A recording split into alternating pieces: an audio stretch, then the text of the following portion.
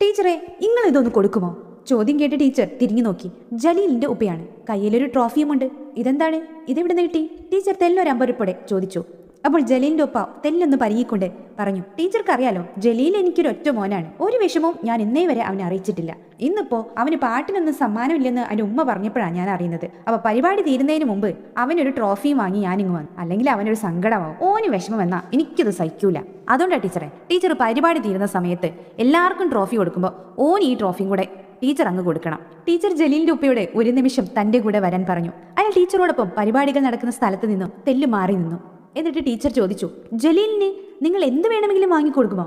ടീച്ചറെ, ഉള്ളത് പറയാലോ, പടച്ചോൻ സഹായിച്ച് എന്റെ ബിസിനസ് എല്ലാം നല്ല രീതിയിൽ മുന്നോട്ട് പോകുന്നുണ്ട്. അതുകൊണ്ട് എന്റെ മോനെ ഞാൻ എന്തും വാങ്ങിക്കൊടുക്കും. നിങ്ങളുടെ അനിയന്റെ മകൻ ഈ അടുത്തല്ലേ ആത്മഹത്യ ചെയ്തത്?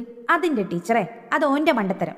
ഓന് വേണ്ടതെല്ലാം നമ്മളൊക്കെ വാങ്ങിച്ചു കൊടുത്തിരിക്കണം. പക്ഷെങ്കിൽ കോളേജിൽ ചെന്നപ്പോ ഓനൊരു പെൺകുട്ടിനോട് ലവ്. പക്ഷെങ്കിൽ ഓക്ക് ഓനോടില്ല, വേറൊരുത്തനോടാണ്. ഓളത് ഓന്റെ മുഖത്ത് നോക്കി പറഞ്ഞു. അന്ന് വീട്ടിൽ വന്ന് മുറി കയറിയിട്ട് അവൻ അയാളുടെ തൊണ്ടയിടറി. ടീച്ചർ പറഞ്ഞു, മിസ്റ്റർ ഖാദർ, സ്കൂളുകളിൽ നടത്തുന്ന ഇത്തരം മത്സരങ്ങൾ വെറും മത്സരങ്ങൾ മാത്രമായി കാണരുത്. കുട്ടികൾ വിജയത്തിന്റെ ലഹരിയും പരാജയത്തിന്റെ കയ്പും അറിയാനുള്ള അവസരമാണിത്.